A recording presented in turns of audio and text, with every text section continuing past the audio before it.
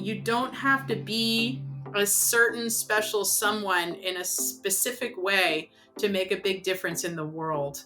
Being exactly who you are and being true to that and following your very unique, specific curiosity down your specific path in the interest and name of a better and more connected world is the best life that you can create for yourself.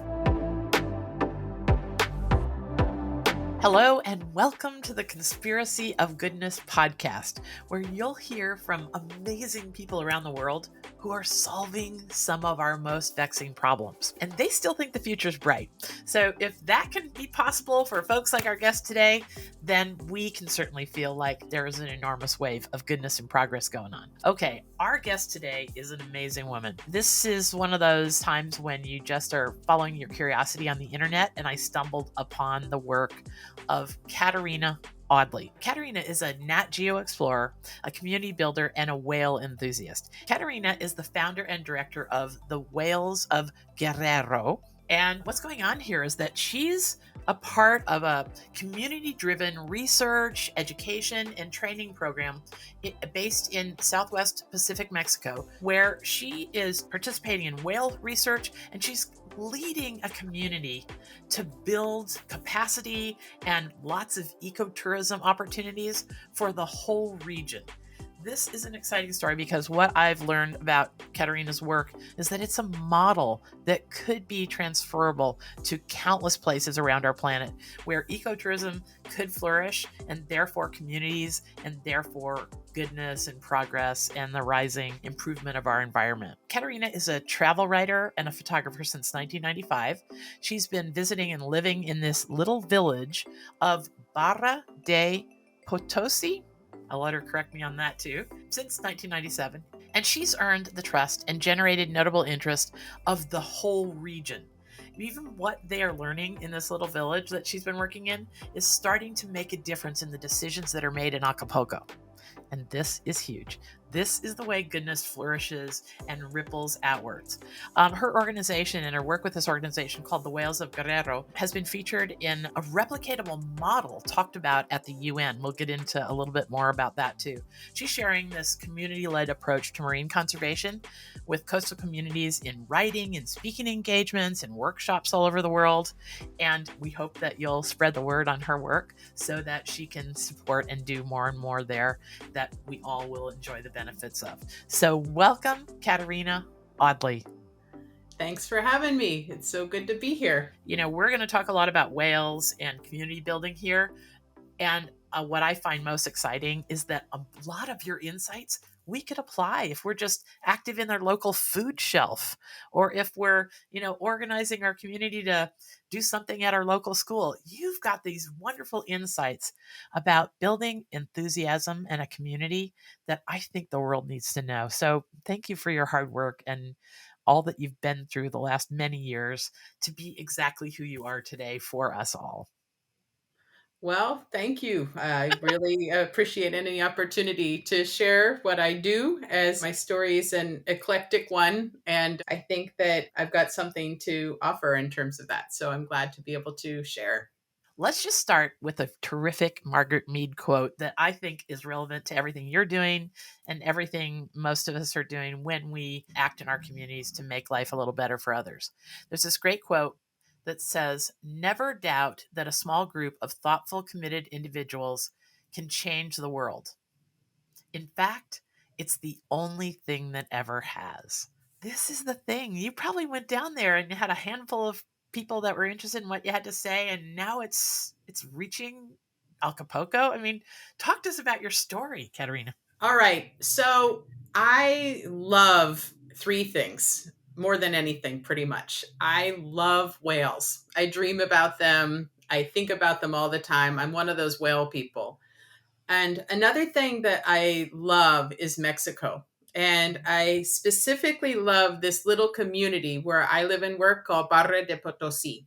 It's a fishing village that's about 700 people, and it's located right next to Zihuatanejo and Ixtapa in Southwest Pacific Mexico, north of Acapulco and south of Puerto Vallarta.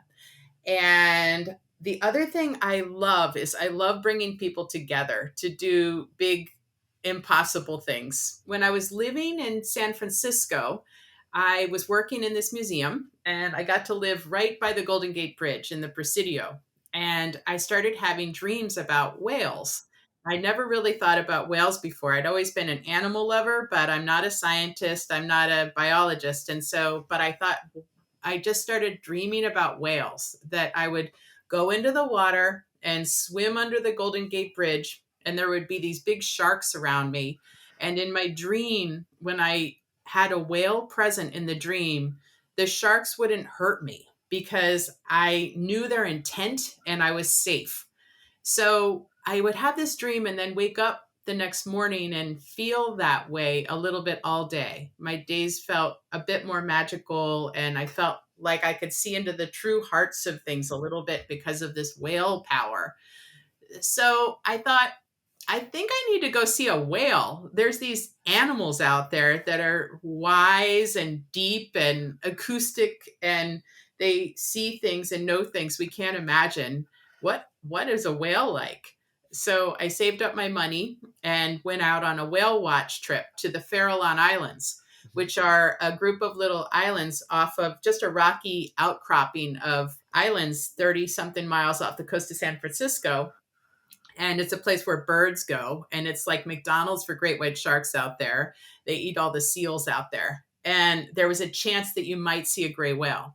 So I went out, and it was May, so it was really bumpy and really windy, and I was out on the bow of the boat in this gray day. We went for an 8-hour trip, and all the way out, all the way back, I was like having my Titanic queen of the world moment. And in 8 hours, we saw one tiny distant fluke, and that was it. That triggered a hunger for me to see more whales. And from then on, every spare cent I earned went to getting close to whales. So I am a travel writer, and I made a zine because I couldn't get my writing into like real magazines. And so I made a zine called Whoosh, the zine for whale lovers. And I would call whale scientists up and say, I am the editor in chief of Whoosh, the zine for whale lovers, and I would like to interview you as a featured guest in my zine. And would you like that? And we all love being interviewed. So they said, yeah, of course. And My so then God. I would get to go and ride along with them and get a peek into their lives and learn from them. So over the next 20 years, I learned a bit about whales, and I learned a bit about whale science, and I volunteered all over the world, and I learned how to do this stuff. And I kept going back to Mexico, and as this place that just filled me up and fed my heart. So fast forward 20 something years, and there's been the H1N1 virus. There had been some well publicized cartel violence in our area, and this nascent tourism that had started to take off in the area was just walloped by it. And I had kept coming back, and by then had made friends with the fishermen in this village because I was always convincing them to take me out on their boats. And we were not pulling up the fish that we used to. And I saw that my friends in the village were suffering, that they were not able to pay off debts, and things were hard. So 11 years ago, I decided to make it my job to help. And so I decided to put together what I knew about whales and the possibility for ecotourism. And in my travels, I'd seen the very best examples: San Ignacio Lagoon, incredible places where the community is thriving because of their gorgeous relationships with whales. And I'd seen very bad examples of people on top of whales and the whales being harassed and being hurt. And so I knew that the community could have a way of interacting with whales so that both the whales and the people won. And Yes. so I decided to dedicate myself for a while to this village, and said, I came down in 2013. I raised up enough money, like $20,000, to come down for 3 months. And I'd been living in Portland, Oregon at that time. And I came down and said, so I really care about you guys, and I see that you're struggling.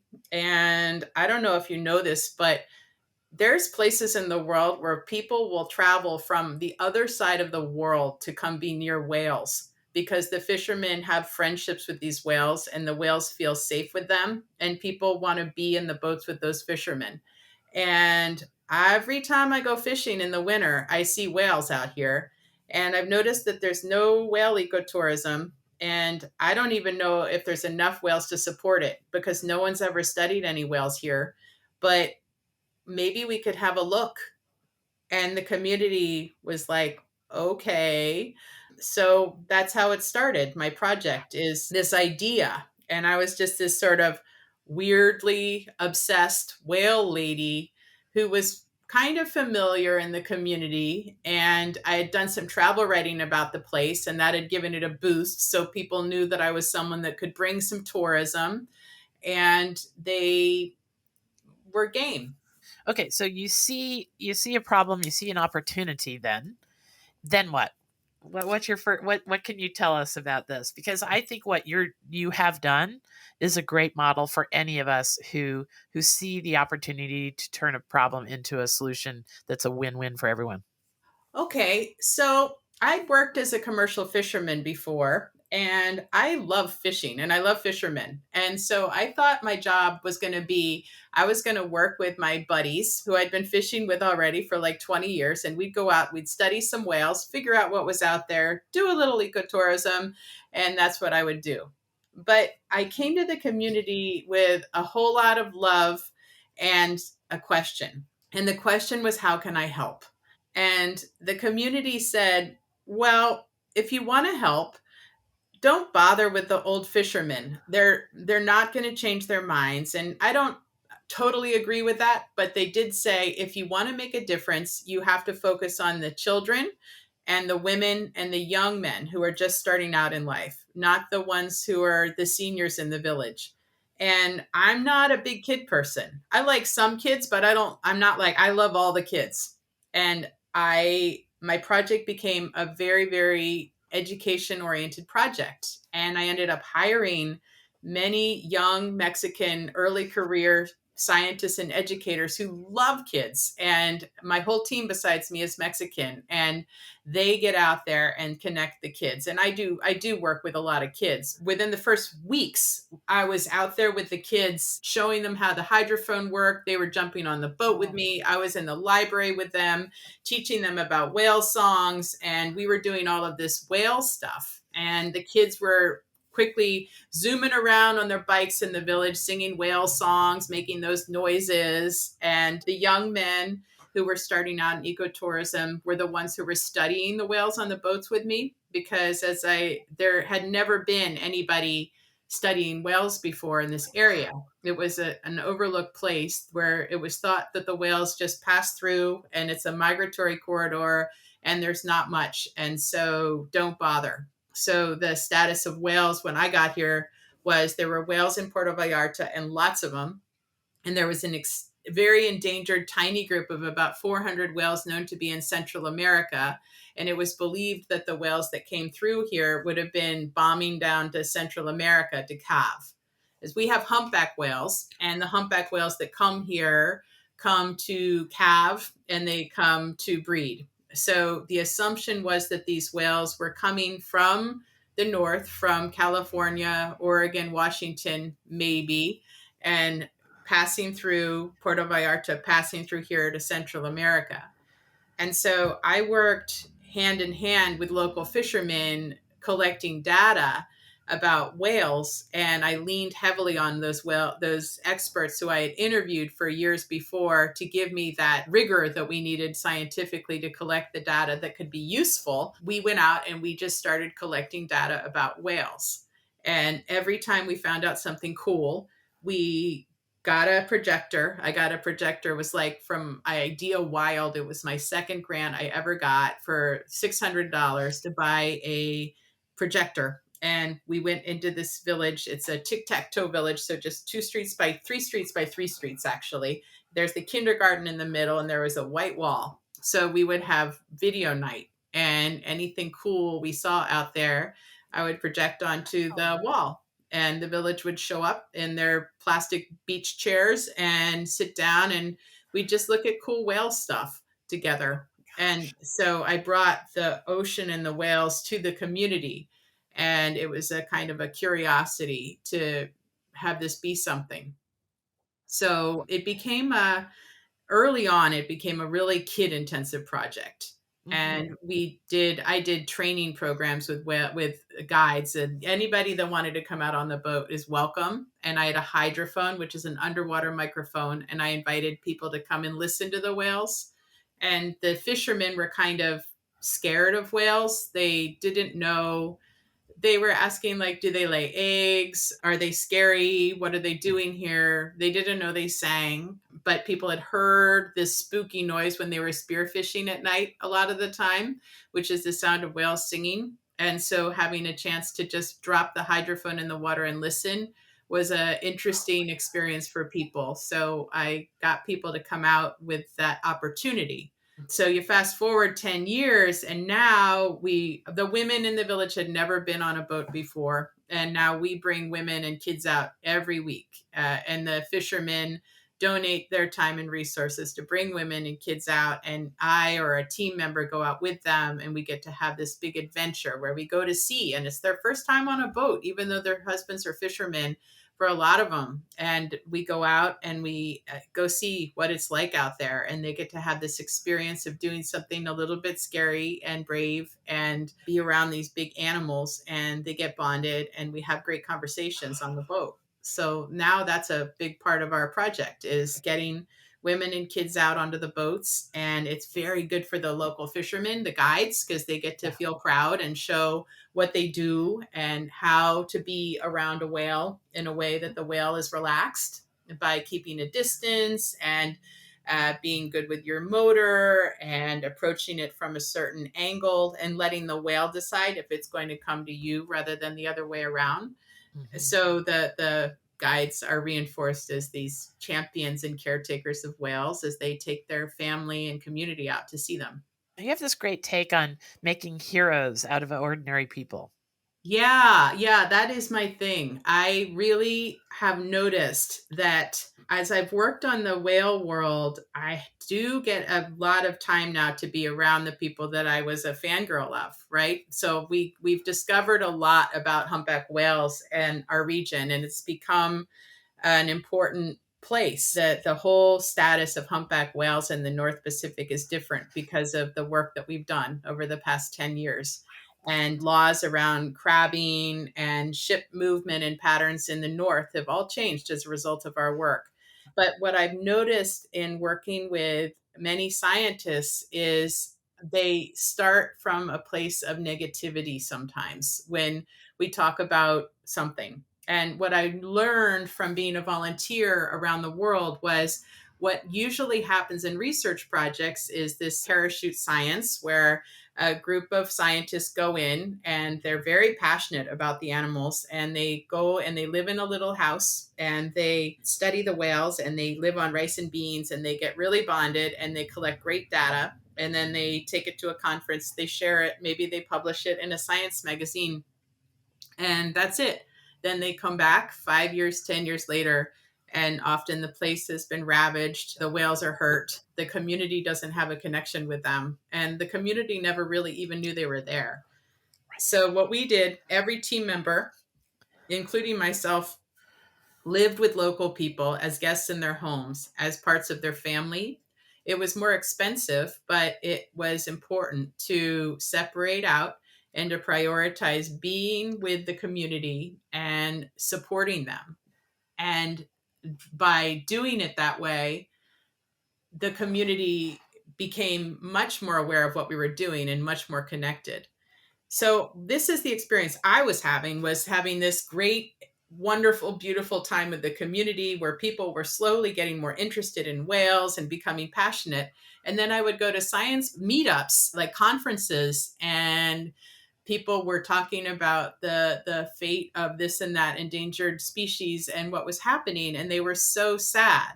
And the problem was the people, the local people or national interests or some combination or international, were hurting the animals in the environment.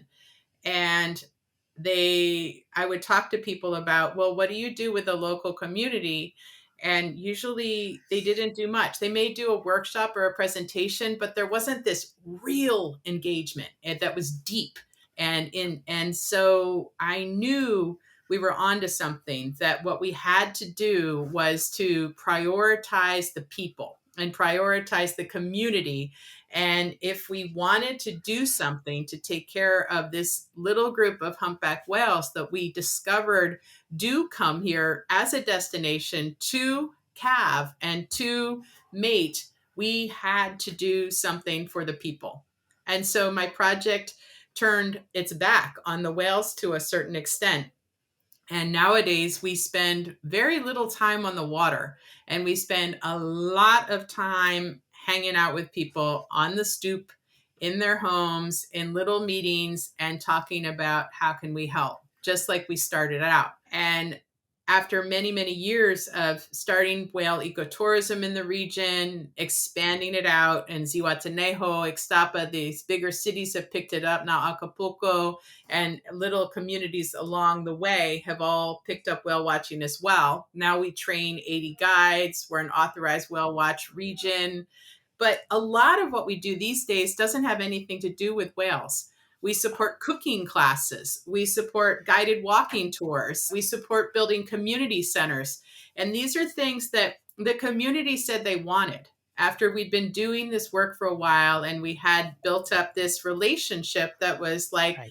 I'd been here for a long time at this point, and people knew that we were neutral. And well, we were neutral in that we weren't going to be allying with one person or another specifically in the community. And we weren't going to be going chasing after sort of a powerful or influential thing, that we were truly, our hearts were in it for the good of everybody. People began to trust us. And then after 5 years of studying the whales, we had a community meeting and said, okay, so now we finished our 5 year study. We figured out about the whales. We figured out that there's some whales here and we can support an ecotourism, but it's not a lot of whales. And what do you think we should do next? How can we help? And the women spoke up. They really came to this meeting and said, we want to be involved, and we don't want to be captains and we don't want to go to sea, but we want to do more. And the kids gave us a freaking PowerPoint presentation basically about what they wanted, which was in depth, regular science and nature classes. And I mean, how can you say no to that? And so we responded with, we started a nature club in Zihuatanejo and we started one in Barra de Potosi. And then we also help the women become walking tour guides, and we teach cooking classes in their homes. And I got to share with visitors to the area opportunities that I had always enjoyed so much, to just go into a 4 generation home in the village and make tortillas on a comal and just chit chat and hang out and get to see what life is like behind the doors. And to me, Wow. those were some of the best experiences of my life. And now I get to support women in the village who get to share the heart of their home with people who come in and want to experience it. And just like whales are the conversation piece, but it's not really about whales. It's about connecting people with each other and experiencing their own interconnection and the bigger world around them. It's not about the food that you cook. It's the comal and the tortilla is the reason that you're coming together. But what's happening is you're being in a relationship with a family for a while. And what we facilitate is that the women they're not doing the Julia Childs thing. Like, you're doing the dishes too, and you may be clumsy with the masa, but you're going to keep trying until you make a tortilla that works. And that's something that I've learned along the way too, is for me, it's about whales and Mexico, because this is what I love. And I love building community. But this could be about anything. We've talked about that this could be about a food bank. It could be about banana slugs or trees or handicrafts. My cocktail is whales and Mexico and connecting people, because that's what I love. And I love a big, juicy question. And the question is, how do you connect and inspire people to work together for a more healed world? And that's a question that never gets old to me. And one of the suggestions I've gotten that seems to be working along the way is that by connecting people together, so setting everybody up for a win win so that they're the champions is the way to do it. So coming in with an approach to say, people are going to do the wrong thing, they're just going to take advantage. People here are lazy. Anytime I've noticed people say the people are this way, things go off course.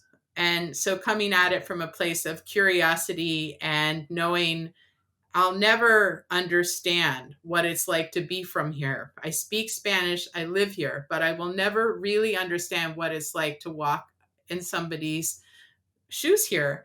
But I can every day say, I don't understand what it's like to be from here, even though I'm trying continuously.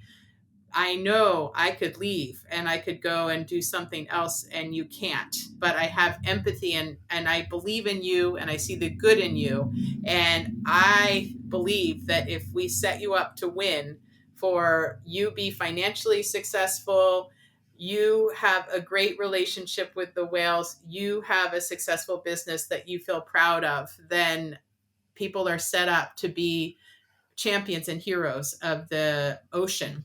And people are doing that. They are in our area. Our community of guides are the frontline defenders and protectors of the whales. We have a community vigilance program where we work with the fishermen. They have these handouts that they take and they give to people who are not being appropriate with the whales. And they have all of this information and they work very, very well together so that there's never too many boats around the whales and that people are informed. So because people see themselves as I am somebody who is in charge of protecting the whales. And that makes my life better. I don't want to be a policeman. I mean, Right. so I'm very happy that I don't have to go out there and do that. I wouldn't be good at that job and it would drain me. But Right. and I can't be out there in all the places all the time anyway. Mm. All right. Well, that's just about as good a synopsis of starting one place and ending up another, and all along the way, creating wins for everyone. That is just such a beautiful story. Okay, we're going to take a break. And when we come back, we're going to continue to take people deeper and deeper so they can look at what you just told us, maybe listen to it again, and think of what lights them up, and take piece by piece that you just gave us. That is one of the finest 10-minute examples of a synopsis of a 20 years worth of work that I've ever had anybody share with us. But I know how all the kind of people that listen to this podcast operate, and they're seeing problems that they see a solution for. They want to be good in their communities, and I think you could work your way through that 10 minutes that you just shared with us and find your own path almost instantly. So thank you for getting us started this way. Let's take a break, and when we come back, we're going to hear more about things like the power of snacks and how whales are some of the best news stories in the world, and stoop talks. Door stoop talks. Oh my gosh, you've got some great things to say about that. Okay, let's take a break. You know how the constant negative noise in our digital lives feels like it's reaching a boiling point? Now, many of us have tuned out the news and social media almost entirely.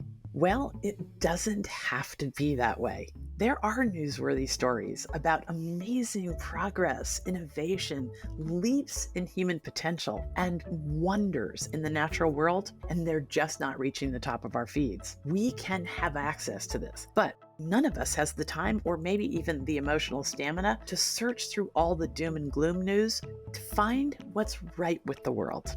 Okay, enter the Goodness Exchange. There, we are giving instant access to positive news for curious people. Did you hear about the recent Harvard study that found that exposure to just 4 minutes of good news can make you 32% less anxious and 18% more optimistic? Well, I don't know about you, but I need those kind of numbers in my life.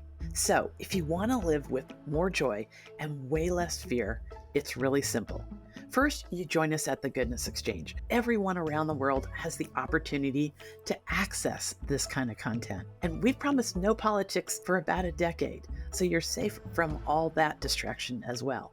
Second, you allow this new more positive, balanced worldview to put a spring in your step again. It can change the way you react to your kids, your coworkers, everybody you come in contact with. And the stories we write about can make you the idea person in your circles. These challenging times call for us to wake up and take control of our perspective.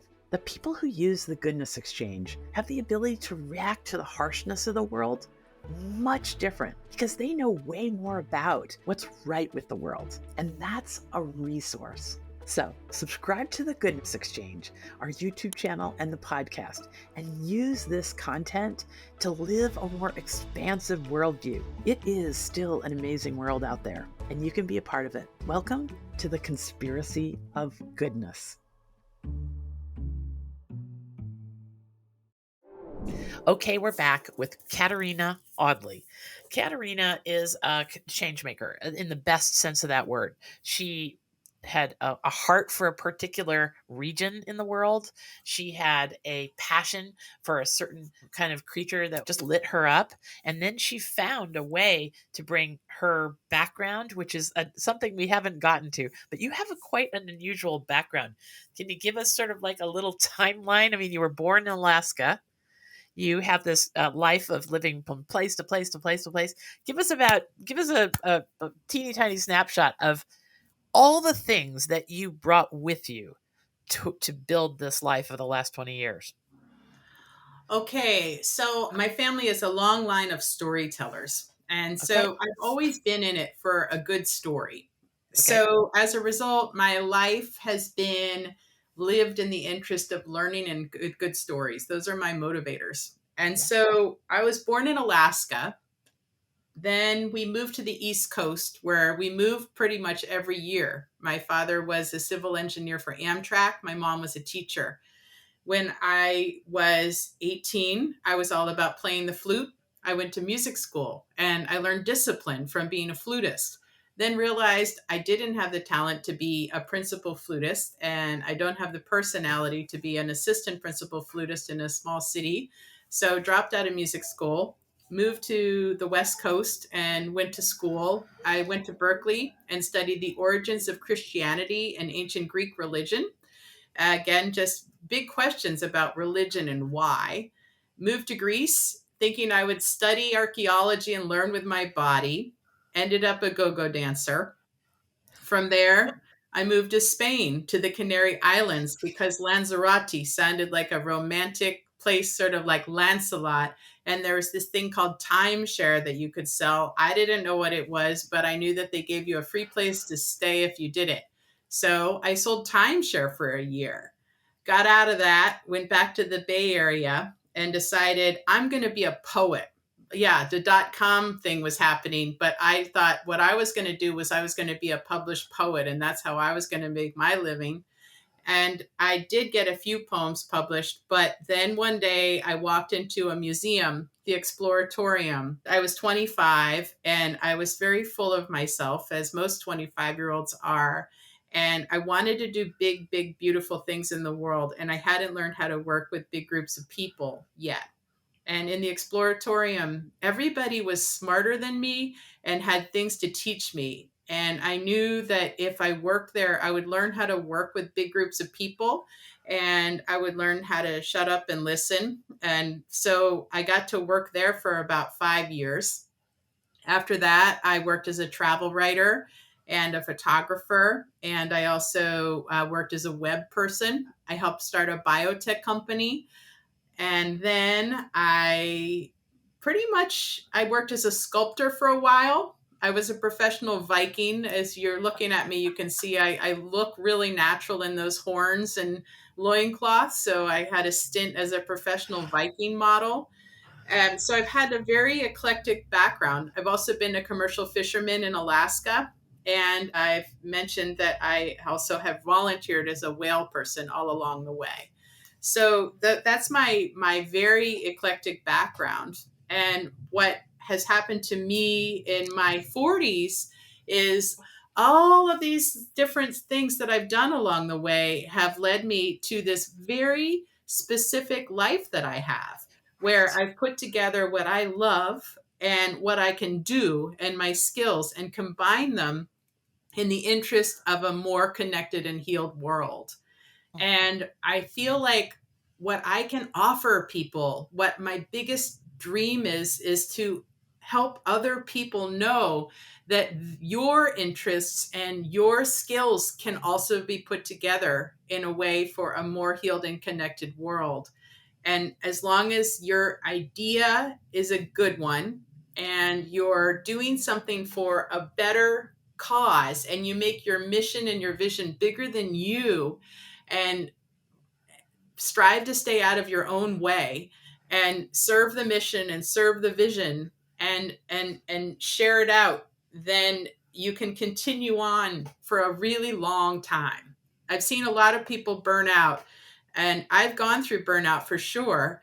And it happens a lot of the time from not delegating and not taking care and not having a mission and a vision that's shared with a larger group of people and that inspires you so much that even though you might be tired and even though you might be broke and not feeling well, or like you're taking good enough care of yourself and your relationships, if you have a mission and a vision that inspires you, that's really true to you, that's really specific to you, then it's possible to get through those tough times, because they never really stop. The tough times, they just change the nature of them.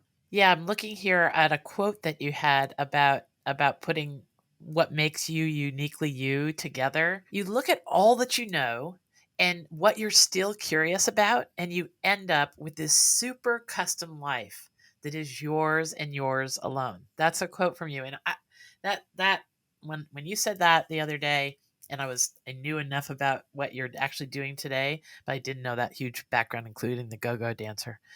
Um I thought, this is it. This is why a whale researcher's life, a community builder's life in Mexico is relevant to all our lives because of just exactly how you'd explained it. And circle back because, Mhm. take that go go dancer chapter. Yeah. You eventually figured out that you really needed that chapter in your life for what you're doing now. Explain that little one example. Okay, so being a go-go dancer, oh my gosh, I learned a lot. I mean, I was 22, and I was a strong person because I'd been a gardener all the way through college, and I had this long blonde hair and kind of hippie look. And the only thing of value to the village was that I was a blonde person in this tiny Greek village in Eastern Crete. So when I walked into that village, it was into that bar, it was scary. It was all men and me. And the whole village turned their faces to me like sunflowers. And I didn't know what to do. And I looked around, and someone bought me a beer. And I raised my beer and said, Stiniamas. And the whole bar went, Stiniamas. And they all bought a beer. And the owner of the bar was thrilled because he got a bunch of money. And the whole village was there because there was a new girl to look at. And it went from that to, and me feeling kind of intimidated and frightened, to me being able to take care of myself and my own energy in that group and not get tired from having people around me like that. And so that was part of it. And the other thing I learned was how to go through intense loneliness and hard times. I didn't get paid enough. I was hungry. I lived on cigarettes and beer, and I was so lonely. There was no way to communicate with anybody in the US. There wasn't internet or anything like that. And I wrote and wrote and wrote and wrote what was happening. And I would send home a letter, and it would be like 20 pages long about everything that was happening. And the .com boom was happening back in the Bay Area, and people were getting these 20-page missives from me that my father was photocopying and sending out to an expanding group of people. And then 6 weeks later, I would get a letter back. And this was how I became a travel writer. And it's how I learned to tell my story and follow it along. So I learned how to manage myself and take care of my energy in groups of intimidating people. And I learned how to be a writer. And I also learned how to be very, very bored and very alone and in that time. And I think that those are valuable skills. Mm. I love that story. People can see I'm writing away here, taking notes.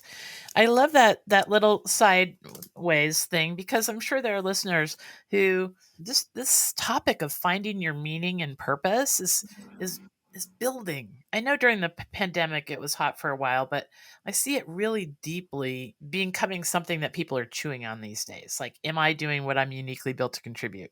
Is there something more? And you may have thrown your whole life into being a teacher, a doctor, an Indian chief, whatever, and still feel like you haven't done what you were uniquely built to do. And your story reminds me that every bit of our story builds up exactly to the moment we're in right now. And if Yes, you and there's hadn't, no denouement. I mean, that's the other yeah, thing. There is no there. There is no, and then I did it. If you died, you're done. And besides that, there is no there. There's no big moment. I mean, I'm really lucky. yes. I'm just one of those, I am one of the luckiest people in the world because I get to do what I love. And it helps make things better. And when I die, I get to know that I helped people become more inspired and connected and the world to become a little bit more healed. Mhm. And that said, it could all go pear shaped tomorrow. And this isn't my last thing either. And there mostly I just want people to know that there is no there. There's never a moment when it's this is it. This is my thing. That's so rare and it's Mhm. okay. It's okay to be in your quirky curiosity, following that along, and the more you trust the process that you're in your curiosity and following it along, the more innocence you can bring to it and attention you can give that curiosity, the better it goes for everybody. For you, for sure, but for everybody. Absolutely. That probably is the essence of a change maker, is somebody who brings a lot of diverse experiences to apply to a problem. I don't know who said it first, but most of the biggest problems in our world suffer only from one thing: a lack of imagination, right? And that's how we Yeah, get yeah. there. That's Yeah, how we I mean, the beauty of being an amateur and a Yes. non-professional is huge. And I think for me, when I got here, the fact that I'm not a scientist, I'm not a biologist, I'm not a very good scientist even now. I'm a well-published whale writer in science articles and have changed a lot, but I'm not a lettered scientist. And I feel like if I had had a nice degree in this how to save the world type stuff or whatever it is that I do, I would have come in with a lot more hubris and said, no, this is how it works. This is where we are developmentally. And I remember meeting so many people along the way who have said, well, this is where you are in your place. And I wanted so badly to locate myself and be located and understand what it was. But it's in this not knowing that there's been a real benefit. So when the community sees me floundering around and making mistakes and learning and going, I don't know what that is. What do you think is happening over there with the whale? How many whales are over there? I think there's three, but I'm not sure. What are you seeing? Really? Well, tell me more about that. That is where there's all the juice happens in there. So being bad at stuff has really helped me too. I'm bad at organizing big bodies of data and I'm not very good at managing administration. And so like don't put me in charge of coordinating some activities and tours. I will be very good at the vision and I'll be good at the agenda and bringing the people together, but that level is I will mess it up. And I wish I didn't, but there's other people who are great at it. And so when those people can do that part and I can do my part, and I can just openly say, I'm not very good at this. I can still do it. I don't go, I don't do that. I'm not this. But I say, this isn't my strength. And I'm worried if I take that part on, I'm going to mess it up. Is there someone else who would be better at that? It works out really, really well. It's very empowering. I think there's a power in being an amateur that is beautiful. Yeah, even more reason for that people to start having things swirling around in their minds that they might get involved in. So we can't carry on much further in this conversation without having you share with us some of the good news in the world about whales. Because I shared with you, I once was going to interview a whale biologist. It was years ago, and when I got him on the phone, he was like so discouraged. I might have just caught him at a bad day, but he just said there's really nothing good happening in the world of whales. And of course, I'm celebrating good news, so that was the end of that. But you said Wales, Wales happen to be one of the places where good news is really happening. So share some of that with us, because I think everybody could use with a bit of that. Yeah, I mean, whales are such a natural ambassador for goodness because if you're near a whale, you're cast into a state of wonder. I mean, blue whales are the biggest thing that's ever lived, and they were almost hunted to extinction, and they're coming back. And the more whales there are, the more fish there are because whale poop makes fish. And so, you know about this, the whale pump? Yes, I do. We've written an article, and I'll refer to people. We've written an article about the whale pump. Tell us about the whale poop cycle, because that is huge. More whale poop means more fish. Okay, so the more whales there are, the more fish there are. And so there's been a fear that because whales need to eat so much food when they're up north, they fast when they're down here, they lose half their body weight, and then they go back up and they eat tons and tons and tons and tons of food every day. And the more tiny little krill and sardines whales eat, the more they poop. And they also stir up from eating the food down on the bottom and then they bring it up to the top of the ocean and they poop.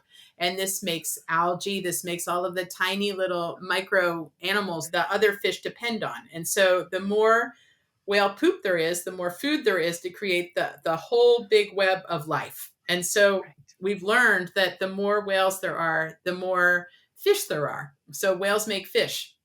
So that is something. And what we've seen is we went through the moratorium on whaling in 1984.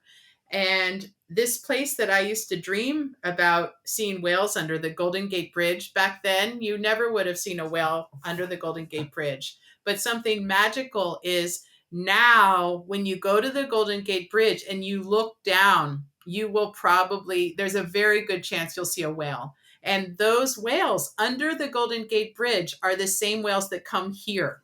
And so I have seen whales in this little village in Southwest Pacific Mexico and also seen those same whales up north under the Golden Gate Bridge. So to me, that's just a miracle. I mean, it's That is. science and it's a miracle at the same time. And Yeah, I and there mean, are ways, people that might not be whale nerds like we definitely are at the Goodness Exchange. I'm pretty sure we've got 4 or 5 articles about whales, and I'll make sure those are in the show notes on this podcast episode too. But you can tell whales, they have oh, very I need individual to tell you markings. about that. Yeah. Yes. Right? So that must be part of what is a draw and a great aha moment for locals and people that return visitors, right? Is that you're Yeah. talking about a whale you know. Whales as individuals are huge. And so whales are knowable by the undersides of their tails. They're called flukes. And the underside of a whale tail is as unique as your thumbprint. So we have built a catalog of about 700 whales that we know as individuals here.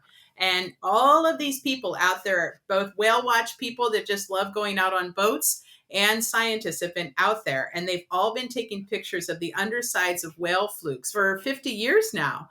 And they've all been uploaded to this catalog called Happy Whale. And that's a universal whale ID catalog.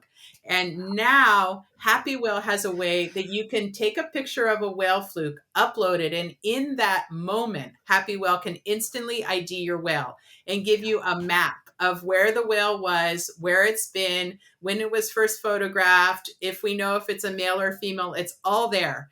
And people can name and adopt these whales. And that's one way our program supports itself is we partner with Happy Whale and people can name and adopt the humpback whales. And then they get an email every time their whale is sighted again. Oh So my god. people have become so connected with their individual whales. And once you get connected with one whale, you care about the whole ocean. It just changes everything. So we've learned that through local people. When we have a gratitude ceremony at the end of every year, we give some whales out to people who are local, who have done really gone to great strides to be good marine champions and community builders. They get to name and adopt a whale, and that's a moment of pride now. It's also something that we connect schools and people around the world with. So it's a Wow. beautiful thing. And it's amazing that we know almost 90% of the humpback whales now as individuals. That's Wow. just incredible to me. That is incredible. I just have to support what you just said. My husband and I, before we became dentists and before we had children, we had this lovely time zone there where we did a lot of fun stuff. And one of the things we did was go on the Cetaceans Society. Back then there was the Cetacean Society, and they Yeah. had a yeah, and we went on their one of their research trips with them for about 2 weeks that went all the way down the coast from San Diego south. And you went out and you just waited, like you say, for the whale to come to you. And I have the most extraordinary picture where it's probably, if the building was on fire here at my house, I'd probably run and grab that picture. But a mother whale did bring her gray whale calf up to the boat side of Chuck's boat. And he's being a dentist. He was able to just have his hand in this baby whale's mouth with its baleen is wide open, and it's so great. And it was all whale inspired. I mean, there's nothing Chuck did to make this happen. And because of that, we've always had a special bond with that particular corner of nature because we had a lived experience. Travel is very often a way to just go and get away and do as little as possible and maybe just be waited on hand and foot or go to a sandals resort and do nothing except for exactly what you want to do.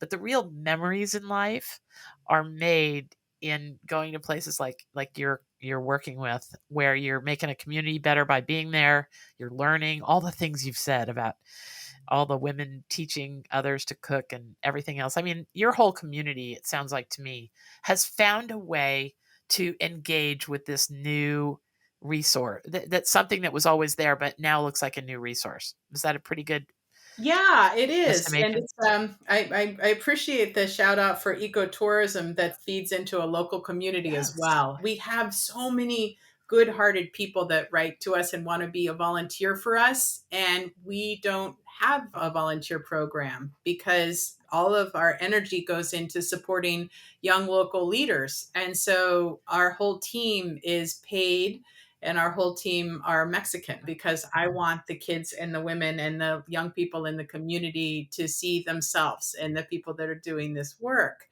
And I acknowledge that I am a white woman from America doing this work. And my whole challenge is about how to get out of my own way and listen more and talk less. And it's a very worthy challenge. So we've talked about so many things. We had such an organized conversation planned, didn't we? We've gone all over the place today. And I can see also that there's a future where we talk again on this podcast. But I want to make sure that in this interview, we talk about the importance of how all change is local, and it even gets more micro level than that some of the best change starts with stoop conversation. Like, we're not going to go out and, like I mentioned at the very top, you're just not going to go to the mayor, find the mayor in a town and talk to all the council people and sell an idea to everybody way up there. It really comes down to working things out on around somebody's kitchen table or their door stoop. So tell me some of the things you've learned about that. Yeah. So my question is, how do you build a community that identifies itself as a community that prioritizes the common good of everybody, animals, people, nature alike? That's the question and that's the challenge. And what I've learned is that this does not happen at the big meetings. It doesn't happen from the top in this community. What I asked in this community is, if I want to help, how can I do so? And when we decide to form a group of, say, women cooks or women tour guides or men who are whale watch guides, I ask them, how do you want to organize? And they say, we work in co-ops and we work in teams. We don't work individually. And if there's a leader, it has to change a lot. once a year, maybe once every 2 years. And there has to be a lot of community transparency communication. So, what I've learned is that it's easy in Mexico. We love ceremony, we love awards and having the certificate and shaking hands, but that's not where changes of heart happen. Okay. Changes of heart and real thought happen in the quiet of a home, in a safe place. It can be at sea or it can be at home, but I always have a pot of coffee on, and I always have a cold sparkling beverage waiting, and I have really good snacks. And so when someone comes by, they almost always end up sitting down and shooting the breeze with me about what they think about how things should go. So, for example, I had a meeting last night as we're working on how to make this community center a more self sustaining, heavily used place. And before the meeting, I talked to every single person who was going to be at that meeting and listened to them and heard out what they think are the weaknesses and the strengths and how they think it should go and what are their specific reasons why they want to do more or less, where they think the challenges are. And then we prepared so that when the meeting happened, I could say, can you make sure to bring that up? And can I mention that you talked about this in privacy with me? And these are going to be the four things that we're going to talk about in the meeting. And so then by the time we had the meeting, people hate meetings, but my meetings are great because they're short, they're punctual, and then they end. And again, there's always good snacks and it's always in a circle. These are how to have good meetings. And so there's been all of these great talks that happen. They happen on the stoop, they happen in the hammock, and that's where the real changes of heart come. And then you eat together, you drink together, and this builds trust and it builds a friendship. So then when you need people to make a leap of faith that is going to be maybe a little bit of a sacrifice, like this year we didn't have enough money to take women and children out, and we didn't have enough money to run our studies as we were very over underfunded this year. So I brought it to the community and said, okay, so this year what are we going to do? There's ecotourism, and you guys are doing that, and we'll jump on the boat with you and collect opportunistic data as much as we can and translate and continue to help. But then the fishermen were like, okay, well, what about the women and the children, and what about the study? And I said, we didn't make enough money to support that. And they said, well, they have to go because they've been going and it's important and people need to see it. So now this year, we're just going to each donate one departure with the women and children. And we're just going to charge gas to get out and see the whales. So I do this like lazy person's whale watching thing now, where there's a competitive group out there. Our WhatsApp group lights up, says there's a competitive group. It's within a mile.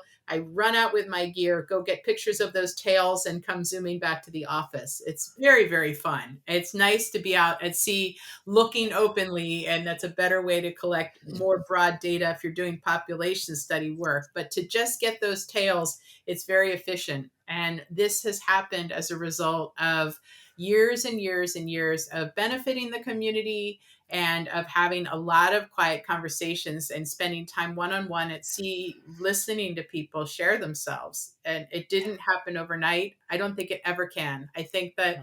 it takes 4 or 5 years to get that kind of a relationship going. And you have to have some proven success before people will take those kinds of leaps of faith. But it is beautiful when you get into a vulnerable moment like we are now, when there's not enough money and the community is still committed to making it happen.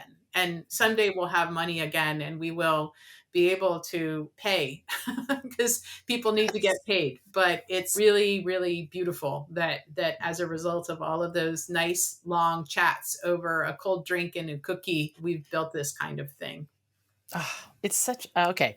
So this episode is going to be a long one to start with, and what you have is just an extraordinary amount of knowledge about. You say I don't have a playlist; I have an approach, and I do want to share that big chunk of knowledge with everybody on this podcast. So, will you come back and let me interview you again?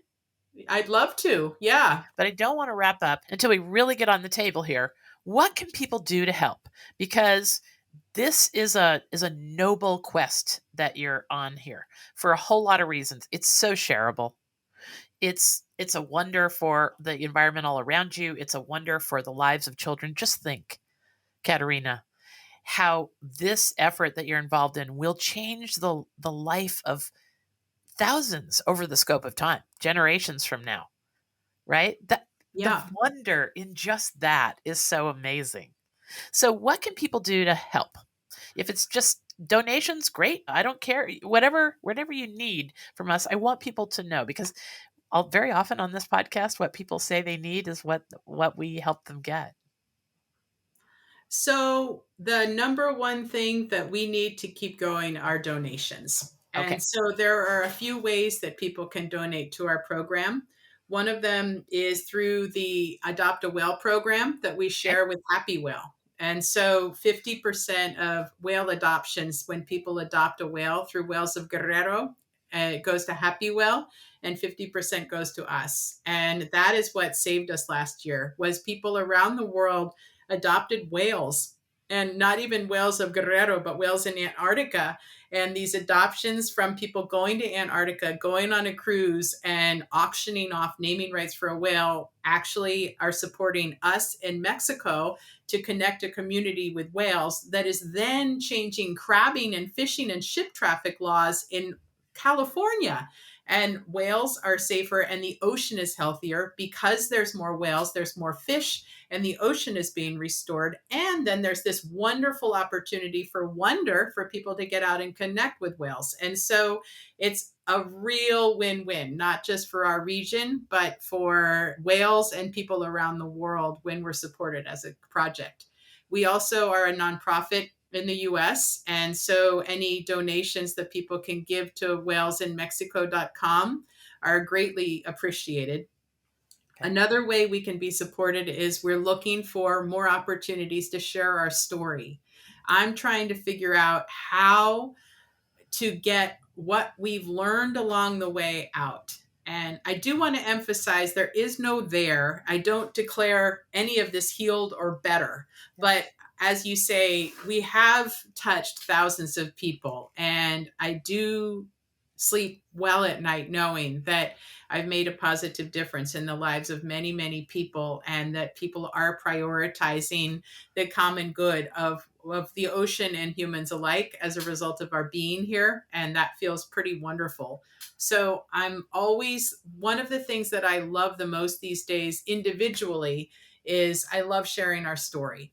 And so we have been out sharing our story in Kenya, on the coast of Oregon, here in Mexico. I teach all up and down the coast, and I work in Spanish and in English. And I'm looking for an opportunity to write a book about this.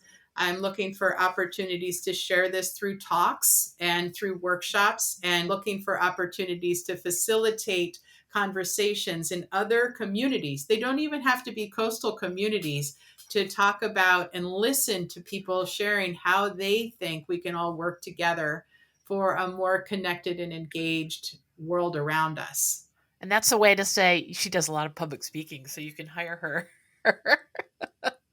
And that's great. I mean, this is what we want. I feel bad about the fact people who are doing good in the world feel like they have to be too humble because you are a marvelous innovator and bring a wonderful heart and storyteller to this really connectable way of thinking about community change and improving the lives of everybody and the environment all at the same time. It's just so marvelous. I'm planning on creating a whole playlist on the Goodness Exchange YouTube channel. People should go there already. There's more than 300 videos there of 1 minute long all the way up to full interviews. And what we're trying to do is create a place on the internet where people can go and find all kinds of fresh ideas and have access to innovators like yourself. So maybe you can skip a few stages and you can help realize your dream and not have to go through 10 years worth of struggles. And that's exactly, I've talked to Katerina already about these 10 tips that she's going to share with us in our next interview. And man, it can make things go beautifully in our communities if we don't have to do the trial and error and mistake stages quite so long.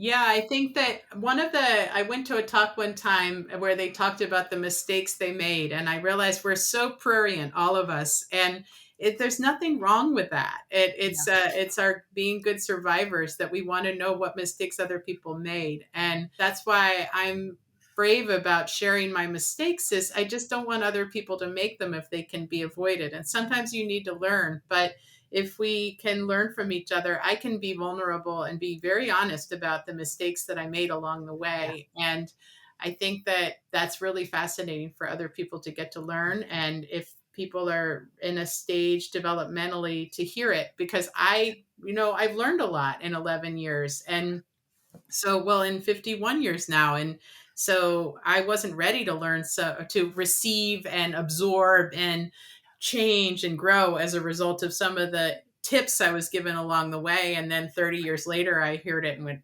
oh, so, but if there's a way for me to get my mistakes out there to reach people, to help them, as you say, jump ahead because they got that tip, then I am all in to help with that.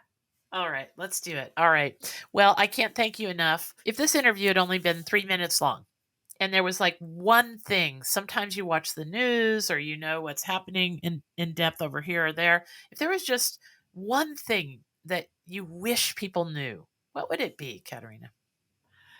If there was one thing I wish people knew, I it would be that you don't have to be a certain special someone in a specific way to make a big difference in the world.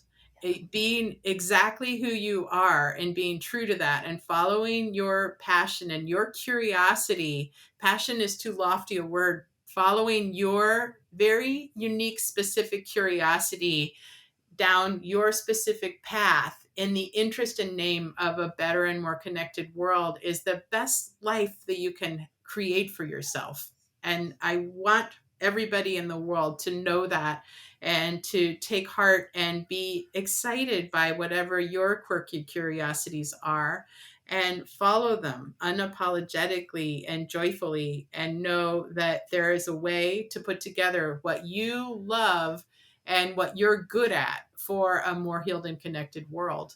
And if enough of us do that, it is that Margaret Mead quote. I mean, just the people out there doing tiny little things. I mean, I love this about your podcast because it's exactly this. It's these little pinpoints of light around the world of people who are just bing, bing, putting in their moment. And this is what keeps me boosted is knowing I feel very supported by this network of other people who I've never met, most of them, and I'm honored to be a part of the team that's pulling at those oars to help our world be healthy and connected.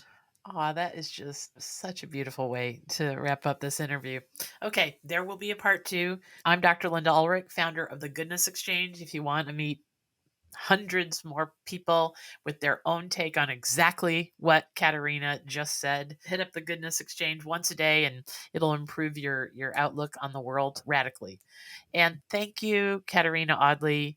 People can Google her name. She's a Nat Geo Explorer, and we're going to ask her about that next time because that's a whole nother world of interest, interesting details. Okay, I hope the goodness and fresh ideas that we talked about today will help you with the spring in your step, and you will work through the next week with a lot more energy and optimism. And then see us again next Wednesday. Thanks. Thanks, Katerina. Thank you, Linda. It was really a pleasure talking to you. Thank All you. right. Bye bye, everyone.